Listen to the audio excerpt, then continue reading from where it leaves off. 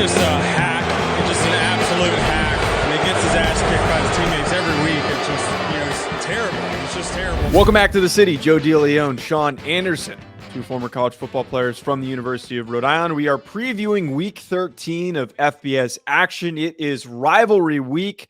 So there are three big matchups that we're going to be talking about. We're not going to get to all of them because there's obviously so many fun rivalries, but not a lot of competitive ones this year. Sean, I see that you've got the new backdrop has officially been worked into your setting there in Virginia. How are you doing today? The backdrop is here. Let me slide out so people can see it real quick. Thank you. Wait, what's the little Rhode Island thing in the corner? That's Yeah. yeah. I thought that was like on the backdrop. But No, anyone who's listening to audio probably has no idea what we're talking about. Sure. Well, maybe that will Screw 'em. incentivize them to go look at the video at Hack City on YouTube. Yes.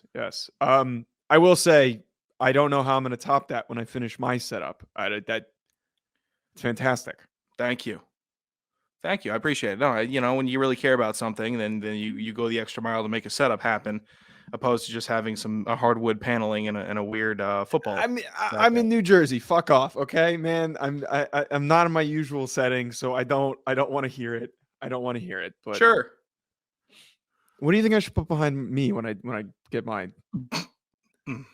What? I can't.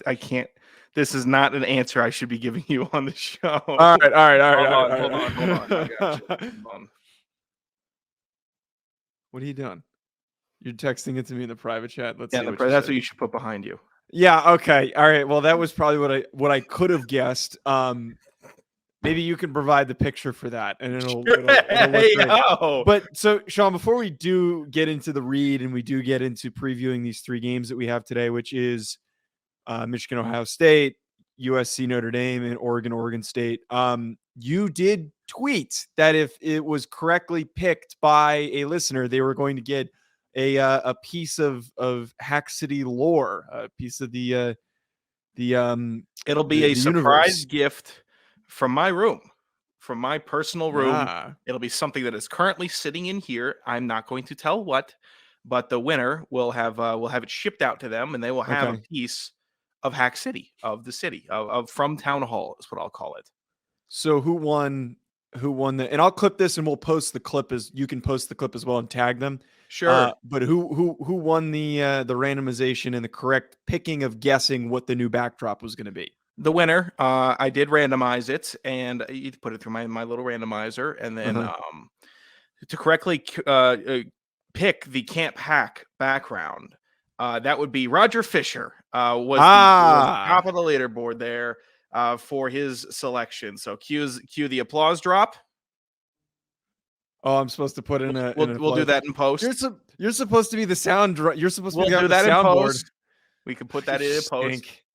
But Roger Fisher, I will reach out to you, and I will have a something to send you in the mail. So just gonna need your address. Congratulations on correctly picking the backdrop out of the four possible backdrops that I had. Joe's on his phone, so I'm gonna vamp through this. No. I'm double checking who. Okay, Roger is who I thought he was. He is the Montana State listener that loves listening to us bitch at each other. So congrats, Roger, and that makes me happy that he is the winner. Makes me happy too. All the people that guessed it correctly, I would have been happy with it going to them. But Roger is a good egg, so I'm happy that he is getting it. Speaking of vamping, Sean, sports betting. I don't know if you're like me, where I don't want to hang out with my family on Thanksgiving. So there's ways that you got. No, I'm not like you. I like my family. Well, are you going to be gambling this Thursday regardless? Am I going to be gambling? Of course I am. What kind of question is that? I am on I hate to keep on talking about it, but I'm on a 6-0 heater. The heater carried over. Bet the over in Monday Night Football set at 43. So thank you. Fuck you. I took the under. I was. Whoa! What's that? It was raining and it was in Mexico City and they were traveling to that game. How that hit the over is so goddamn annoying. I was so pissed when I saw that. Sorry. Why am I getting yelled at? Because you took the over and it hit. Well, we didn't talk about it. You didn't ask me what I was going to take. It doesn't matter. I'm against you. You took my money technically. Good. Because I'm we happy both about went it. to Bet I'm Online. swimming in your money. Eat shit. Go We both went to Bet screw. Online regardless. Yeah, I also had a nice little cash out for the first half of the United States men's soccer team in the World Cup, where they tied with Wales. I thought they were going to lose, but they went up 1-0, got some money. So I was happy about that. Anyways, if you want to be happy and you want to make your friends mad because they're dumb and you're smart, head to betonline.ag. It's always the fastest and easiest way to bet all your favorite sports and events, whether that's NFL, NBA, NHL, this godforsaken World Cup, MMA, tennis, boxing, or even golf. Head to betonline.ag to join and receive your 50% welcome bonus with your first deposit. Make sure you use promo code BLEAV, that's BLEAV, to receive your rewards. BetOnline, where the game starts. Thank you, Sean. I've decided, by the way, to push past the Lane Kiffin speculation because honestly, by the time this is posted in probably less than 12 hours, because this is being taped on Tuesday night, Sure.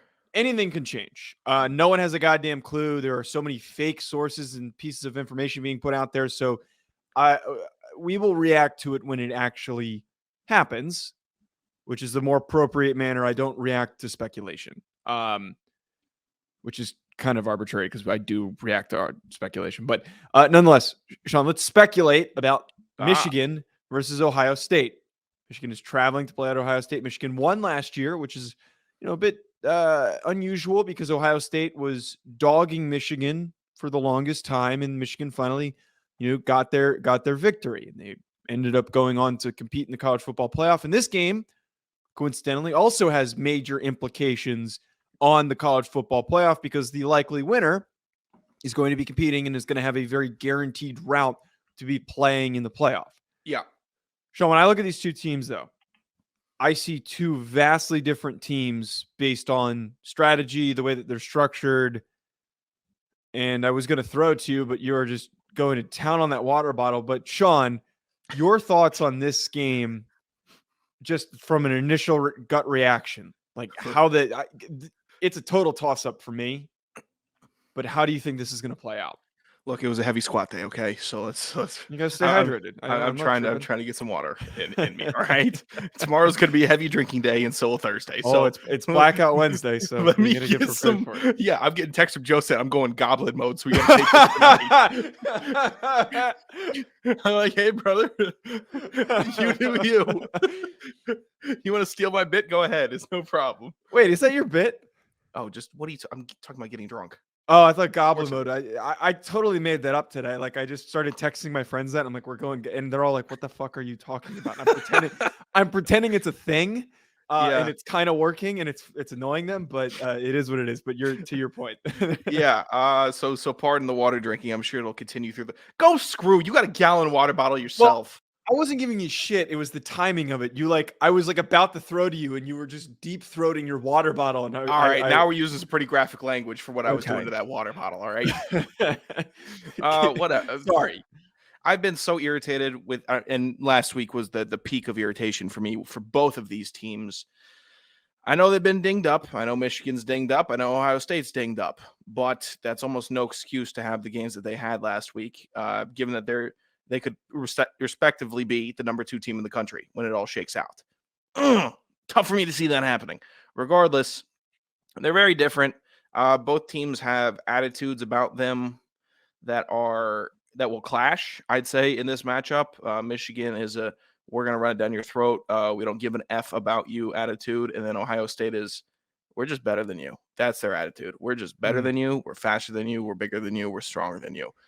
So when these two meet, it'll be who has the strongest will, I feel like. I mean, it's always a mess it's always a mess, right? It's either a blowout, it's tight. There's one or two games that one or two plays that make this game crumble or succeed for a team. So I don't know. Harbaugh sticking it to Ohio State last year was pretty cool, but at the same, because there was some good imagery with him and Juwan Howard after the game and all that. Kind of over Michigan this year, also kind of over Ohio State, but I understand the significance of one of them being in the Final Four. It's gonna, I don't know if it's gonna be a boat race or not. I don't know if we're gonna see a true shootout or if it's gonna be, oh my God, we can't keep up, or oh my God, we can't stop them. So there's a lot of ways that this game can shake out. So my speculation is going to ride the fence all the way through. I totally agree with you there that the way that this game is actually going to be played out is it's so there's so many different directions that it could go in. If one team starts hot, it could be a blowout like you're talking about. But as cliche as it is, and as we talk about it all the time on the show, this feels like a game that is going to be win one on the line of scrimmage. It is going to be through grit. It's going to be through determination. Like whoever comes out, I think swinging the hardest is going to win. Because one thing is, as much as we talk about Ohio State having, a very good passing attack, Ibuka and Harrison Jr. rather are two of the best receivers in the country and the best receiver pairing in the country, arguably. And if they had Jackson Smith and Jigba, they'd have the three best receivers, which I don't believe he is available to play in this game based on what I looked up beforehand. It's not going to be as easy for them to air it out. Michigan has one of the statistically best passing defenses in the country. But what makes things so goofy to try and predict here is like, how good are they actually? They both kicked the crap out of Penn State, but at the same time, Ohio State struggled for most of that game until they eventually pulled away.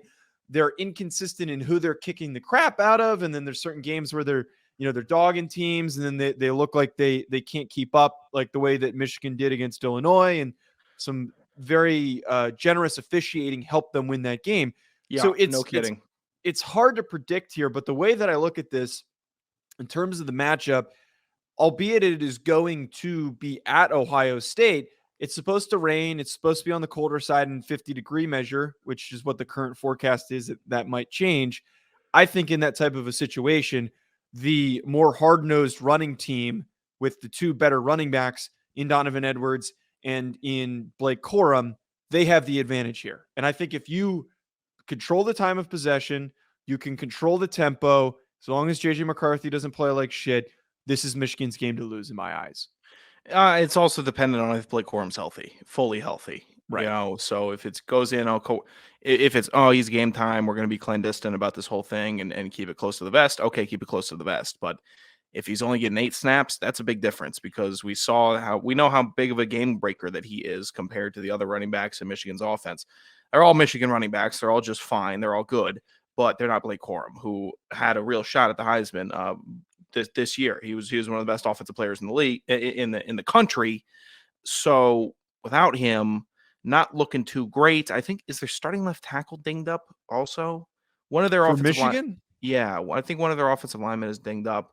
I'm not sure. It's not.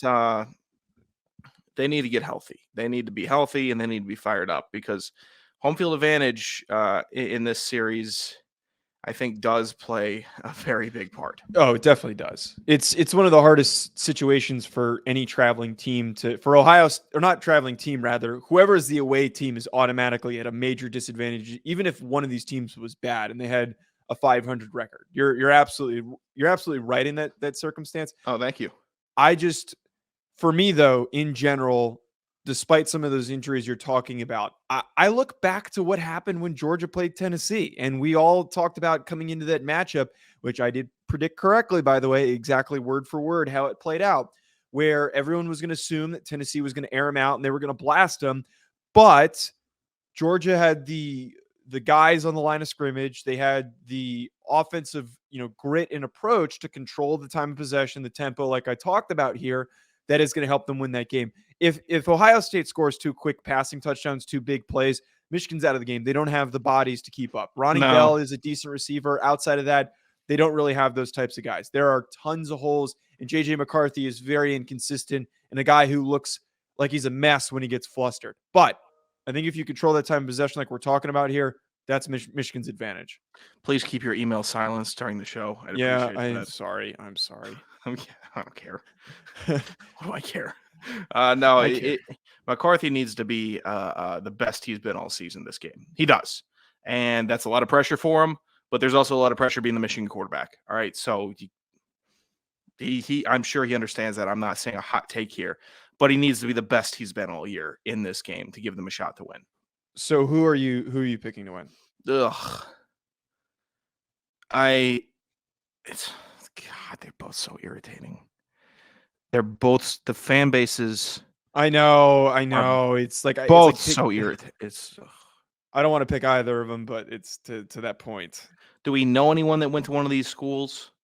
I know too many people that went to both of these schools. Okay, and I also played know at. too many fans of both of them. What about played it with these schools? No. Mm-mm. I did meet Quiddy Pay once, but that doesn't really count for anything. I guess I'll lean Ohio State just because the officiating in the Michigan versus Illinois game was grotesque. And then the Michigan fans decided to flood my mentions on Twitter, telling me to go cry, bozo. Wait, So, actually? yeah. So I go ahead. We'll see how it goes. Buckeyes winning this thing. Wait, was that was for your comments on the Inquirer, right? No, just on Twitter. My own. Oh, comments. you tweeted something out and people were commenting. Okay, Yes. I understand now. Oh, if those people got after me, I'd be doxxed. too many hardcore listeners, man. Too many hardcore listeners. They're very good listeners, but trust me, I'm trying to, I'm still pretty new to it, so I'm trying to, walk on my eggshells a little bit. Now, Sean, I am not new to this other rivalry, and this game being between two ranked teams brings back a lot of horrible memories for me, because when this game is competitive and it's at the end of the season, it is very, very frustrating and stressful. Notre Dame is traveling to play at USC. I'm actually going to be at this game, which is probably not good for, again, my stress levels to have to sit there in that SC stadium. But nonetheless, when are you flying? Friday? Friday, yeah. Leave it. It's so much cheaper and easier, and you just do it hungover and you sleep through the flight. It's great. Sure. It's easy. Hungover flight, not as bad as it seems. Because you just sleep. I'm still not great on sleep. I have not tapped into my sleeping on plane thing. You're a lot bigger than I am. What does that mean? Well, like it's harder for you. It's hard for me to get comfortable in a plane seat. I can't imagine what it's like for you. It's not even about. I don't know. It's like I could sleep right before the plane takes off. That 45 minutes during the safety instructions and all that, and everyone's packing their bags up and fighting with each other. I could just out cold. But as soon as we start moving and taking off, and I start shaking, I'm like, okay, well, I guess I can't sleep through this. I won't be able to sleep though if Notre Dame doesn't win this game, Sean. Sure. Notre Dame USC though, again, one of the best rivalries in college football.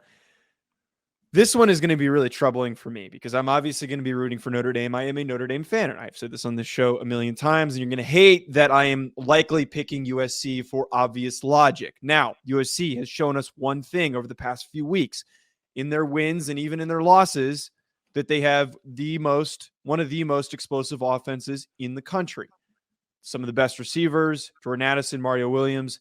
Caleb Williams is, in my eyes, the Heisman frontrunner. And a big game here against a rival is going to win him the award, in my opinion. Now, Sean, they're facing off against a Notre Dame team. Sure. That all they do is run the ball. Audric Estime has been great. They've got a bunch of other guys that they've been able to turn to and they've had to rely on this because Drew Pine stinks. Drew Pine is one of the worst starting quarterbacks at a Power 5 program in the country, without a doubt. If they are forcing him, if USC plays a half-decent job on defense, Notre Dame might be a sitting duck. I hope that's not the case. I'm rooting for Notre Dame to win, but the realistic side of me knows and understands that is probably unlikely. I can't wait for this game. I know. I can't wait. I'm over the bit of texting Joe when Notre Dame loses just because he's a miserable person. Yeah, and it's like, he's stopped texting me when Atlanta loses for the most part. I rarely do it. I only did it when I saw it in person. So yeah, so Joe's got a big double whammy coming up here on Thursday and Saturday because his Giants are just gonna get what's the term I'm looking for? Fucked on. Okay. on Thursday on Thanksgiving by the Cowboys, and then you saw that spread was 9.5 already in favor of Dallas. Regardless. Regardless. And then Notre Dame. This game is going to be. I mean, USC could really.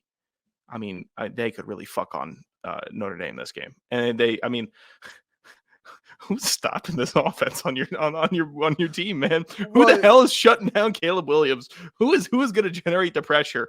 And then if he gets outside the pocket, who's going to be the dude to step up when he's making a play out of thin air? It is too dangerous. It's too much. You guys are going to have not problems, but not a good time, is what I'll say. I think that you are underestimating significantly the caliber of defense that Notre Dame has been playing. They arguably I know, but I'm one of the not, best defenses in the country. I'm not underestimating the fact that they have a really big game and that they're just going to piss down their legs. I don't well, because look at the way that their defense played against Ohio State, and that's a comparable quarterback receiver situation, and they have a worse offensive line.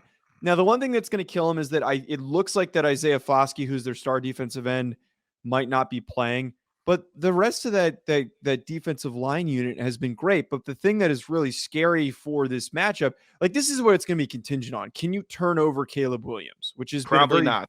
Very difficult task. Can you stop him from escaping the pocket, which is a very difficult task? Exactly. Benjamin Morrison had 3 interceptions against Boston College, and he has been fantastic over the past couple of weeks, who is a true freshman or a redshirt freshman corner, I believe. And then on top of that, Cam Hart's a great defensive back. Brandon Joseph's a great safety. They have the secondary to stop him. But the problem is they haven't really been tested. Like, this is a legitimate test. And my counter argument to that is that USC hasn't been tested. This is the most difficult defense that they're going to be facing. That's where this game is going to be won. Who folds first? It has nothing to do with what Notre Dame's offense does. Nothing. How can you even say that? You're a liar. What? Notre Dame could go out there and score 7 points. They probably will. Offensively, that offense stinks. It sucks. It's terrible. It's so how can you say frustrating. This doesn't have anything to do with the offense, Notre Dame's offense? You are trying to undersell the offense and have them the sleeping giant that no one's ready for. I'm Joe DeLeone. I'm not. I'm reading you better than anybody else can read you. My statement is more so that it has nothing to do with the offense in the sense that, like, they're not going to have an impact. Like, they're not going to do anything. They're going to probably, if they're going to score, it's going to be because they're handed a short field, or Notre Dame has a propensity to block punts. They've done it multiple times in multiple games. They have one of the best special teams units in the country. So if anything happens, like that one in the Clemson game, they block a kick in this game. That's another trajectory thing for them to win this game. Propensity, an inclination or a natural tendency to behave in a particular way. I've never once in my life heard that word. How about you do some reading, dipshit? Sean, who are you picking in this game? How about I put my fist through this screen and hit you right in your head? How about that? Be nice, because I do miss interacting with you. You taught me a word. I thought you were just saying mumbo jumbo over there like you typically do. Eat shit. What was your question? What's your pick? What's your pick? What kind of silly ass question is that? I know it's USC. A giddy USC is my selection. A regretful USC. Sean, I have to go to this game though.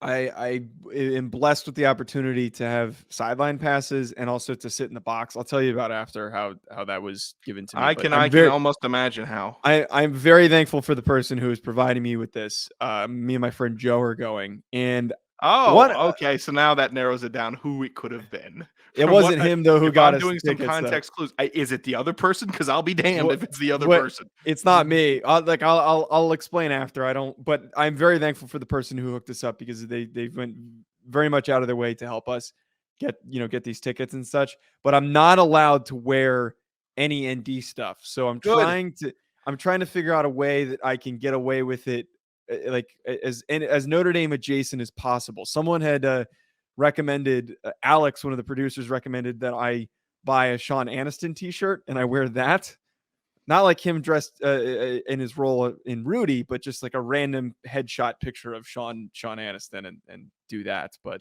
hey, how about you just follow instructions and go in USC? Why don't you get a register? Oh, I'm not doing that. I absolutely would not do that. I'm gonna probably wear this hoodie. If I were to guess, I probably will wear this hoodie. Get a USC hat. Go on. No. Why not? Fuck USC. I will say that on this show. I will say it with confidence, with the highest amount of hate in my heart. Fuck USC. Joe only uses Durexes because he hates the Trojans so much. No comments. Let's end the show. We've got one other game. That's enough for me to take a lap. I'll go. Cool. It was good enough for me to say, but bad enough for me to go stand out in traffic. Sean, we do have 2 other ranked matchups, but we're not going to talk about them because the other 2 are Cincinnati, Tulane, and then the other one is North Carolina, NC State. And the reason why we're not talking about them is that not all those teams should be ranked. That those are poverty level rivalry week games because NC State stinks. They're garbage. They're disgusting. And NC State fans can go screw. I know that they were pissed at my description of them earlier on in the season. And frankly, I do not care. What was that? Little brother's little brother? Something like that.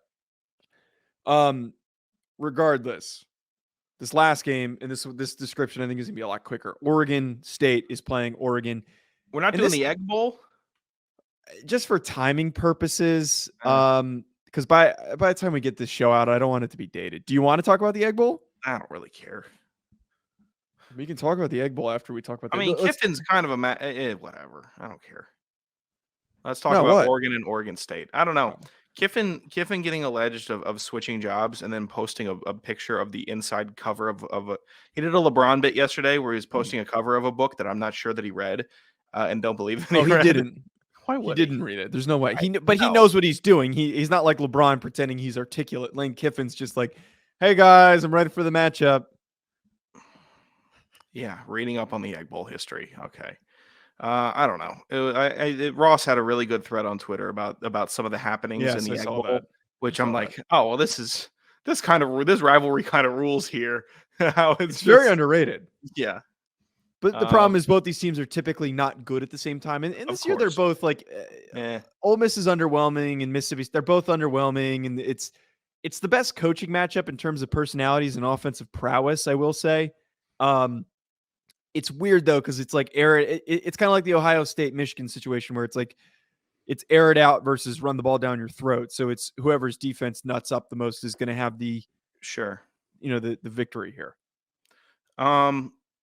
Yeah, we could talk about your game that you would put in there. I don't really. Well, this game I don't think has much to actually be spoken on. Oregon versus Oregon State is a ranked on ranked rivalry, and Oregon State's typically not a very good team, and they don't have Chance Nolan, who is their starting quarterback. I don't really totally know what the deal is there.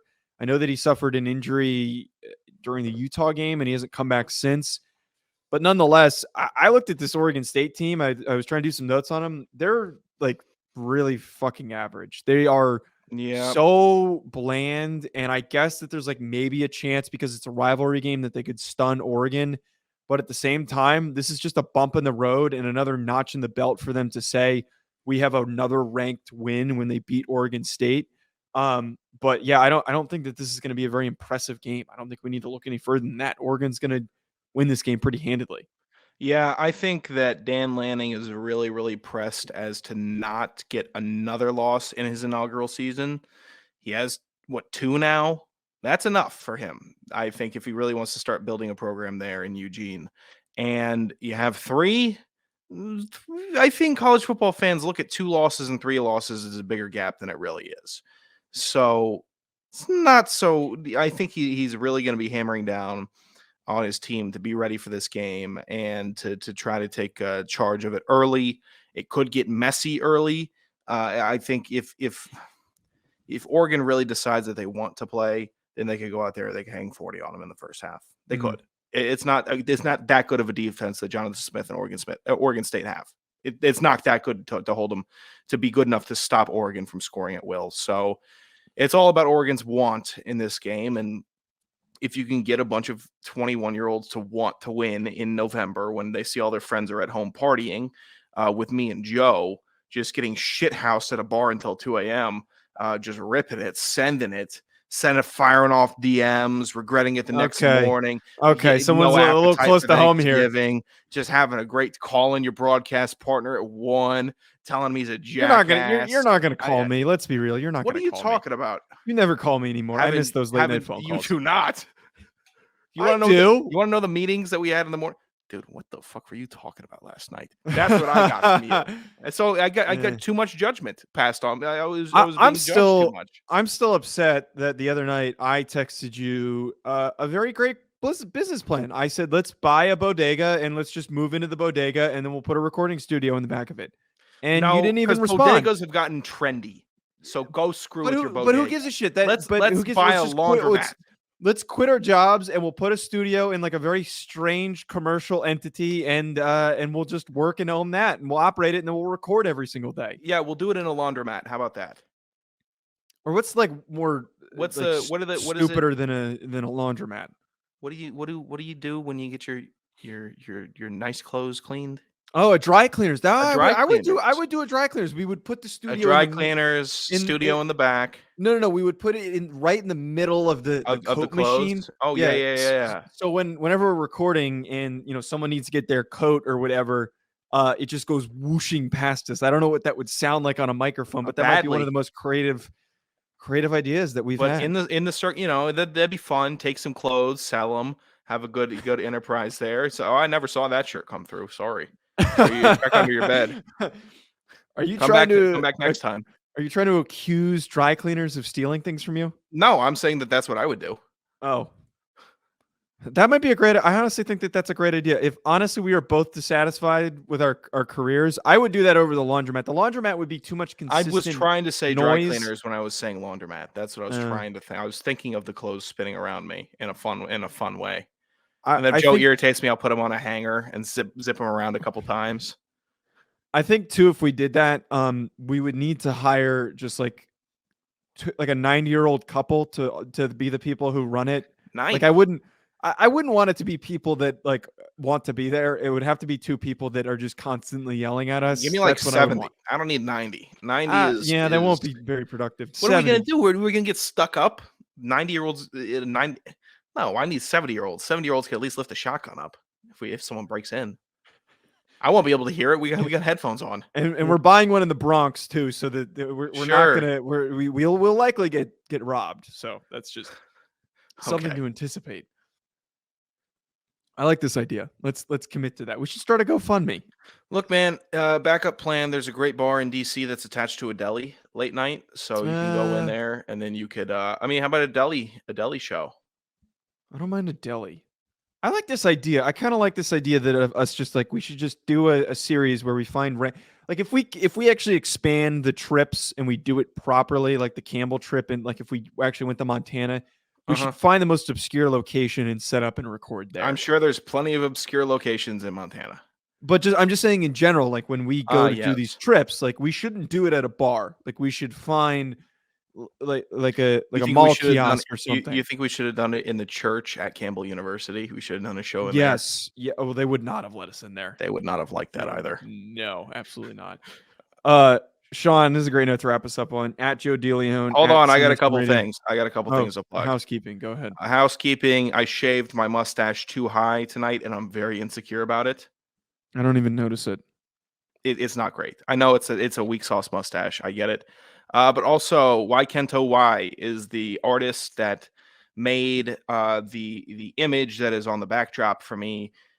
He has no plugs, no affiliation, no knowledge of me or anything that I do, but he's a great artist. You can follow him on Instagram, Y Kento Y. He's very fun and very cool with some of the art that he puts up. So if you like his stuff, I guess I don't even know if I'm allowed to have done this, but regardless, I love this picture. So we're gonna roll through and give him a nice plug, follow him, and then that's about it for the housekeeping on my end. Yeah, no, it's a great backdrop. So appreciate him for making that. Everyone go check that out. Hit the subscribe button. I made that. He made the image. Again. Yes. Not great. Wait, what do you mean? He made the image. Yes. I sent it over to a third party to put it. Oh, fuck. Oh. That's what I'm saying. That's why I'm trying to give him a little bit of credit here. Y Kento Y on Instagram. I wouldn't have admitted that. On the You're getting sued. I'm not sure. Me. I didn't do anything. I wasn't involved with this. I'll take it down then if he needs me to. Turn the bell on for when we go live this Sunday. I'm sure that I'm going to be in a great mood after watching Notre Dame lose to USC. Enjoy the rest of your weekends, folks. Drive safe leaving the city. Enjoy your holiday. Happy Thanksgiving.